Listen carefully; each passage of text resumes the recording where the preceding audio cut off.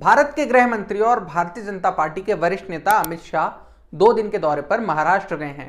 Party के आधिकारिक बयान के अनुसार शाह लोकसभा चुनाव की तैयारी के लिए राज्य का दौरा कर रहे हैं, लेकिन अंदरूनी सूत्रों की माने तो उनके दौरे का असली मकसद शिवसेना और एनसीपी के साथ चल रही तनातनी को हल करना है। द प्रिंट की ओर से मंगलवार को प्रकाशित एक खबर के अनुसार महाराष्ट्र की सत्ता पर काबिज महायुति गठबंधन के साझेदारों में लोकसभा चुनावों के लिए सीट बंटवारे पर सहमति नहीं हो पा रही है।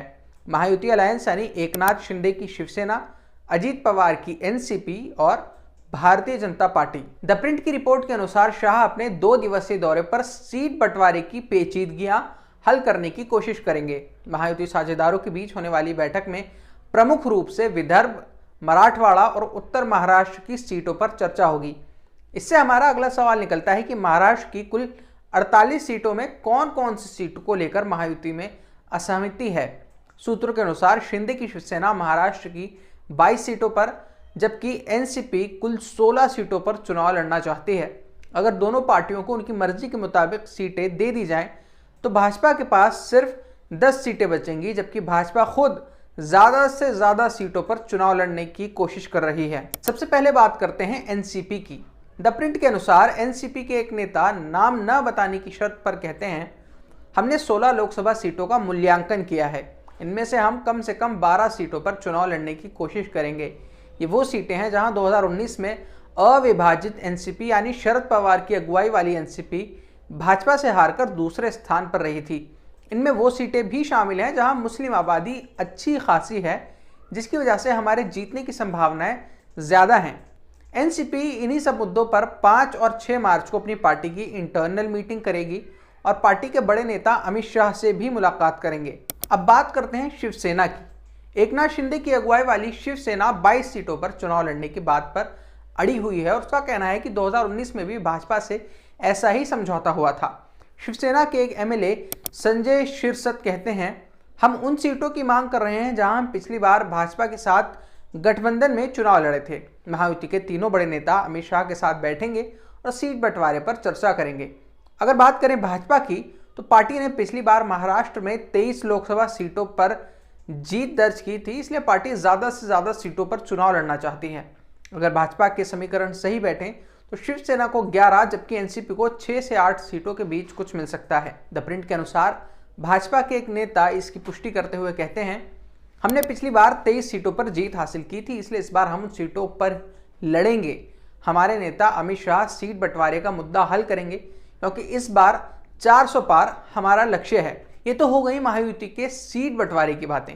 अब आते हैं गठबंधन के तनाव पर, जो पिछले कुछ समय से चला आ रहा है। मिसाल के तौर पर केंद्रीय मंत्री नारायण राणे का कहना है कि वो रत्नागिरी सिंधुदुर्ग क्षेत्र से आते हैं, इसलिए वो उसी सीट से चुनाव लड़ेंगे। उन्होंने 29 फरवरी को सोशल मीडिया प्लेटफॉर्म एक्स पर लिखा था, लोकसभा चुनाव की घोषणा जल्द ही की जाएगी। रत्नागिरी सिंधुदुर्ग लोकसभा सीट पर विभिन्न दलों के कई नेता दावा कर रहे हैं। रत्नागिरी सिंधुदुर्ग लोकसभा सीट बीजेपी की है और केवल हम ही इस सीट पर चुनाव लड़ेंगे। इंडियन एक्सप्रेस की एक रिपोर्ट के मुताबिक कोंकण से शिवसेना नेता रामदास कदम नारायण राणे की इस बात से खुश नहीं थे और उन्होंने पलटवार करते हुए कहा था, पहले आपने यानी बीजेपी ने रायगढ़ सीट पर दावा किया था और अब रत्नागिरी सीट पर दावा कर रहे हैं। इसे बर्दाश्त नहीं किया जा सकता। हम गठबंधन में हैं और साथ मिलकर चुनाव लड़ने जा रहे हैं, इसलिए आपको कुछ सीटों पर समझौता भी करना होगा, या फिर बीजेपी सभी पार्टियों को खत्म कर अकेले पड़ जाना चाहती है। हालांकि लोक सत्ता की रिपोर्ट के मुताबिक बीजेपी के प्रदेश अध्यक्ष चंद्रशेखर बावनकुले ने पलटवार करते हुए कहा था कि सीट बंटवारे के संबंध में एकनाथ शिंदे फैसला लेंगे और कदम की राय उनकी निजी राय है, गठबंधन की नहीं। शिंदे खेमे की एक और सांसद यवतमल से भावना गवली अपने निर्वाचन क्षेत्र से चुनाव लड़ने पर कायम है। इस सप्ताह की शुरुआत में गवली ने कहा था, किसी को मेरी उम्मीदवारी देने का कोई सवाल ही नहीं है। इस उम्मीदवारी पर मेरा अपना दावा है। मैं लगातार 5 बार चुनी गई हूँ, इसलिए मैं कहती हूँ कि मैं अपनी झांसी नहीं दूंगी। जाहिर सी बात है कि किसी एक पार्टी को तो कुछ हद तक समझौता करना ही होगा।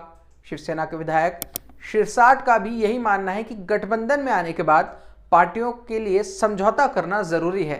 उनका कहना है कि ऐसे भी एनसीपी के आने के बाद समीकरण बदल गए हैं। ये देखना दिलचस्प होगा कि अमित शाह की बैठक का क्या नतीजा निकलता है और कौन सी पार्टी कितना समझौता करती है। मेरी तरफ से फिलहाल इतना ही। आप देखते रहिए वतन समाचार। अगर आप इस चैनल पर नए हैं तो हमारे चैनल को सब्सक्राइब जरूर करिए और बेल आइकन दबाना मत भूलिए ताकि हमारी सारी खबरें सबसे पहले आप तक पहुंचे।